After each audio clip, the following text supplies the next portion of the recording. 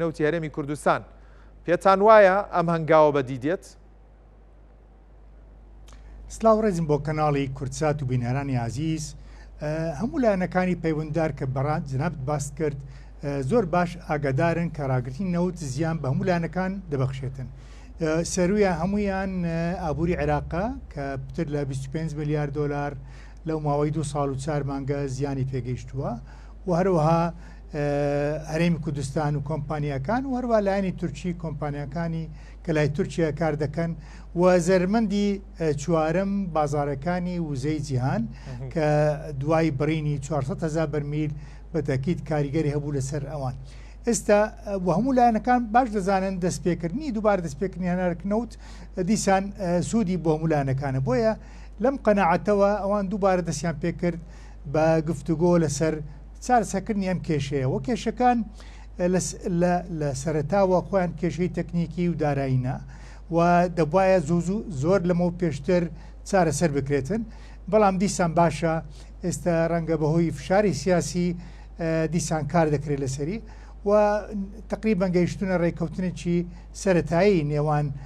هەرێمی کوردستان و عێراق بۆ سەبارەت ئەم بابەتە. بەڵێ کاک دکتۆر، سەبارەت بە داواکارەکانی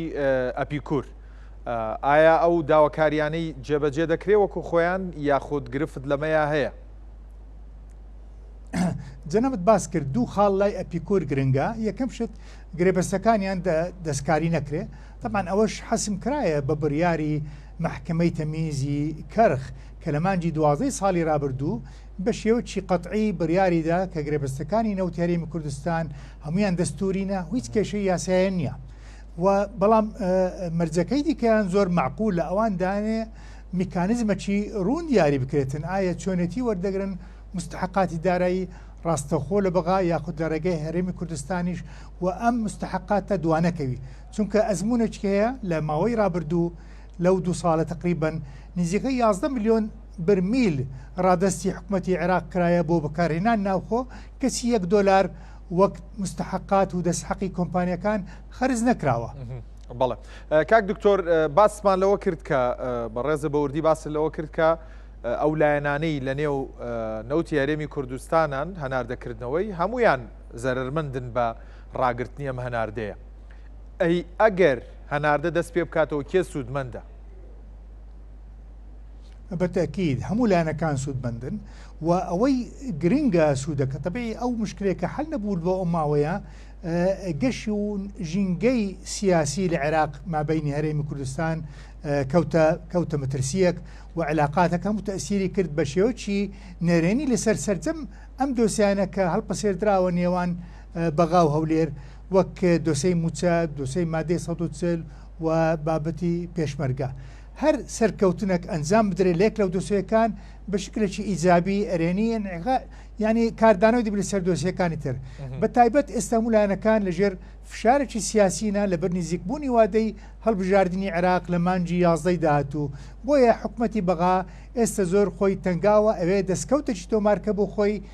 بەر لە دەستپێکردنی هەڵبژاردنەکە تاکو وەک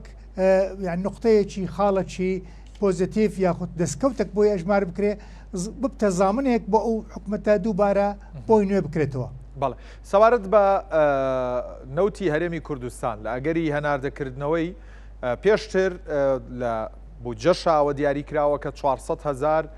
بەرمیل دەبێت ڕادستی سۆمۆ بکە، بەڵام ئێستا ئەم ڕێژەیە کەم کراوەتەوە بۆ باز لە ژمارەی 280,000 بەرمیل نەوتی ڕۆژانە دەکرێت. ئایا هۆکاری ئەم کەمبوونەوە چییە؟ هەرێمی کوردستان توانایی کێڵگەکانی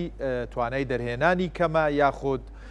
ئەم پێشاتە چییە کە هاتوۆتە بەردەم ڕادستکردنی نەوت ڕێژەکەی بۆ جۆرەکەم بۆتەوە؟ پرسیارێکی لێش دەزێ خۆیتی لە کاتی گفتوگۆ نێوان شاندی وزارتی سامەرە سوشتەکان و نەوتی عێراق باس لەو کرا کە ئەو 400,000 یعنی تەواوی کۆی بەرهمێنانی ئەم کێلگانەیە، بەڵام حکوومەتی هەرێم پێویستیی بۆ بەکارهێنان ناوخۆ نزیکەی 80 تا 100,000 بەرمیل ڕۆژانە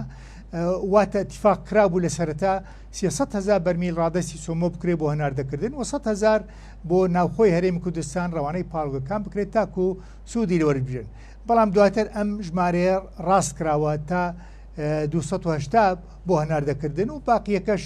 هەر چەندێک بیچکە دەزە خۆتان زانن بەرهمێنان دەگۆڕێ ڕەنگە مانگەک لە 400,000 زیاتر بی یاخود کەمتر بی بەڵام لەم ڕادەیە ڕەنگە 120,000 بەرمیل بۆ ناوخۆی هەرێمی کوردستان بەکاربێنرێ لۆ پاڵاوگە سەرچیەکانی هەرێمی کوردستان. واتە کارێک کراوە کە پاڵاوگەکان نەوتی خاویان لێ نەبڕێ لە هەرێمی کوردستان. بەتەکید ئەوە زۆر بە خاڵێکی زۆر گرنگە وەڕەچاو کرایە لەو گفتوگوکان کە ئەو ژمارەی کەدانراوە بەرەچاوکردنی ئەم بابەتەیە. باش لە یەکێک لە خاڵەکان هەندێک سەرچاوە باز لەوە دەکەن کە لە بری ئەوەی شایستەی دارایی بدرێتەوە بە کۆمپانیەکانی نەوت لە هەرێمی کوردستان ئەپیکور لە بەرامبەردا ڕێژەیەک لەو 280,000 بەرمیلە ڕۆژانە دەدرێت بە با بڵێن کۆمپانیەکانی کۆمەڵی پیشەسازی نەوت لە هەرێمی کوردستان. ئەم مامەڵەیە تا چەند مامەڵەیەکی تەندروستە لە بری شایستەی دارایی نەوتی بدەیتێ؟ خۆی زۆر گرنگە پابند بین بە یاسای بودجەی عێراق 2023 وەرەوە هەموارکردنی یاسای بودجە کە لە 2025 مانجی شوباط دەرچوو. بەپێی ئەم هەموارکردنە کە بۆ یاسا ئەبێ پەیڕۆ بکرێتن بۆ هەر بەرمیلێک نەوت 16 بەرمیل 16 دلار حساب دەکرێتن و ئەو 16 دلار بە شێوەیەکی کاتیە تاکو لایەنێکی بیانی پسپۆر خەملاندنەکی نوێ ئەنجام بداتن بۆ هەر چێلگەیەک لە نەوتەکانی هەرێمی کوردستان و دیاری بکرێتن ئایا لە هەر چێلگەیەک تێچووی بەرهمێنان چەندە و تێچووی گواستنەوە چەندە. ڕەنگە هەندێک لە زۆربەی لە چێلگەکان لە زیاتر لە 20-25 دلار بیتن بۆیە ئەم بەڕە دواتر چاک دەکرێتەوە ئەم فروقاتەنە جیاوازی پارەکەی نێوان 16 بۆ نمونە لەگەڵ 25 ئەبێ دواتر خەرج بکرێتن و ڕاستەخۆ بە کاش چ بۆ وزارتی سامانە سوورچیەکانی هەرێم یاخود بۆ کۆمپانیەکان بەڵام ئەو میکانیزمە تا ئێستا بە وردی دیاری نەکراوە. بەڵام کاک دکتۆر سەبارەت بە ئۆپێک پلاس کە عێراق لە نێوێدا بۆی دیاری کراوە چەندە نەوت هەناردە دەکایە خود بەرهەم دێنێ هەناردەکردن و بەرەمێنانی نەوت لە هەرێمی کوردستان و بە تایبەتە و ڕێژەی کە ڕادستی سۆمۆی دەکا کاریگەری دەکاتە سەر پشکی عێراق لە نێو ئۆپێک پلاس. خۆی هەرێمی کوردستان ئاعتیبار کرایە لەلایەن ئۆپیک و ئۆپیک پلسەوە کە بەشەکە لە عێراق بۆیە کۆی بەرەمێنان لە سەرجەم عێراق لەسەر هەموو بەشەکانی عێراق بە هەرێمی کوردستانی شۆ بۆی دانراوە بەرەمێنان لە 4 ملیۆن بەرمیل ڕۆژانە زیاتر نەبی و هەناردەکردن لە 3,300,000 بەرمیل زیاتر نەبی بەڵام لە دوا بریاریان تۆزێ ئەم بەرە زیاد کرا 400,000 بەرمیل زیاد کرا بۆ سەرجەم ئەندامانی ئۆپیک پلاس ڕەنگە 110 لەم بڕە واتە ڕۆژانە 40,000 بەرمیل عێراق بۆیە هەیە هەناردە بکاتن. طبعا ئەوە هەرێمی کوردستانی دەگرێتەوە لۆیە ئەو 280,000 بەرمیلە لە زمنی ئەم 3,300,000 بەرمیلی عێراقە. بەڵێ سەبارەت بە هەرێمی کوردستان هەناردەکردنەوەی نەوتەکەی چ لە ڕێی سۆمۆ بێت و بەو میکانیزمە بێت کە لە ڕێکەوتنەکانە باسی لێەوە دەکرێت تا چەند بۆ کەرتی وزەی هەرێمی کوردستان گرنگە جارێکی تر بگەڕێتەوە نێو نەخشەی وزە لە جیهانە. بەڵێ خۆتان دەزان لە دوای ڕاگررتنی هەنارەکەی نەوت هەرێمی کوردستان لە مانجی ئاداری 2023 ژمارەی زۆر تەسی لە کارمەندان و پسپۆرانی کە کاریان دەکرد لە چێلگەنەوتیەکانی زیکە ئمە دە چێلگەمان هەیە لە قۆناغی بەرەمێنانن هەمویان لە کار کەوتن و زۆر هەندێکیان داخراون هەندێک لە پسپۆرەکان شوێنەکان بەجێ هێشت وڵاتیان بەجێ بۆ شوێنی تر ئێستا گەڕانەوەی بەرهمێنان بەم قەبارەیە بە تاکید گەشەی پێدەدا بەم سەکتەرا و هەمویان دووبارە دەست پێ دەکەنەوە و ئەوم کۆمەڵگانای کە سوودمەند بوون لە چێلگەکان دووبارە استفادە دەکەن چونکە هەر کۆمپانیایەک نەوعە بەرپرسیاتێکی کۆمەڵاتی هەیە بەرامبەر ژینگەکان بەژامبەر ئەو شوێنانەی کە کاری لێ دەکەن بۆیە ئەو سوودانە دووبارە دەگەڕێتەوە ناوچەکانی بەرهەمێنەر استفادە دەکەن و ئەوەی کە گرنگە دووبارە تەبعاً باسی هەرێمی کوردستان دەکرێت کە چکە ئەو بڕە 400,000 یا 300,000 یان ڕقەمەکی کم نییە لەسەر ئاستی جیهانەوە وەک باسمان کرد جناب باسکە لە 2014ەوە کە ڕاستەخۆ دەست پێکرا بەناردەکردنەوت هەرێمی کوردستان کەوتە سەر نەخشەی وزەی جیهان ئێستا دەستکەوتی تری هەیە بە تایبەت دوا گرێبەستەکان لە سەکتەری گاز سروشتی لەگەڵ کۆمپانی ئەمریکیەکان کە بڕی پتر لە 100 میلیارد دلار بوو ئەمەش هەنگاوەکی گرنگە چونکە سەکتەری گاز سروشتی دەبتە یەکەم جێگرەوەی نەوت لەسەر ئاستی وزە لە جیهاندا. بەڵێ کاک دکتۆر پێم خۆشە پرسیاری بابەتێ بکەم بەسبەر لەوەی پرسیارەکەی بکەم ڕێگەم بە بینەران مێژووییان بیر بخەمەوە لە ساڵی 2010 کاتێک دەست بە بەرهەمێنانی نەوت یاوە بەرهێنان لە بواری نەوت لە هەرێمی کوردستان کرا لە هەمان ساڵە لایەن وەزارەتی نەوتی عێراق و هەروەها لەلایەن وەزارەتی سامانە سروشتیەکانی هەرێمی کوردستان دوو پرۆژە یاسا نێردران بۆ پەرلەمانی کوردستان و پەرلەمانی عێراق. لە پەرلەمانی کوردستان پرۆژە یاسای نەوت و گاز بوو بە یاسا وە کاری پێکرا، بەڵام تاوکو ئێستا لەلایەن پەرلەمانی عێراقەوە هیچ خولێک نەیتوانیوەکە ئەمەندە ململانەی لەسەر بووە کە یاسای نەوت و گاز لە عێراقدا دەربکرێت. ئایا دەرکردنی یاسای نەوت و گاز چارەسەرێکی یەکجارێکی نییە بۆ کەرتی وزە لە هەرێمی کوردستان و عێراقیش؟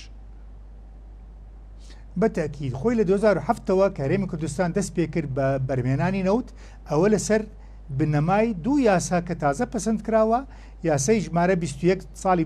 2007 یاسای وزارەتی سامانە سروشتیەکانە و یاسای ژمارە 22 ساڵی 2007 یاسای نەوت و گاز لە هەرێمی کوردستانە. بەڵام جێداخە ئەو ڕەشنووسەی عێراقی فدرال لەو کاتەوە نەکرا بە یاسا چونکە ئەو ڕەشنووسەی کە اتفاق کرا بەسەری دەستێوەردانی لێکرا و گۆڕانکاری سەرکرا بێوەی هەموو لایەنەکان اتفاق لەسەر کرێ، بۆیە هیچ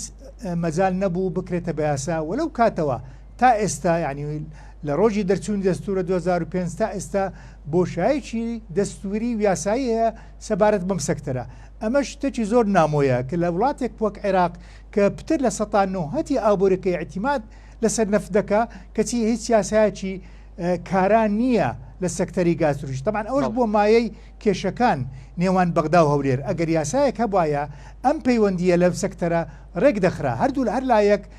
ماف و التزاماتی خۆی دیاری دەکرا و هیچ کێشەیەک ڕووی نەدەدا بەو شێوەی کە بگەنە ئەمڕۆ. بەڵێ کەواتە بێت چاوەڕێ بکەین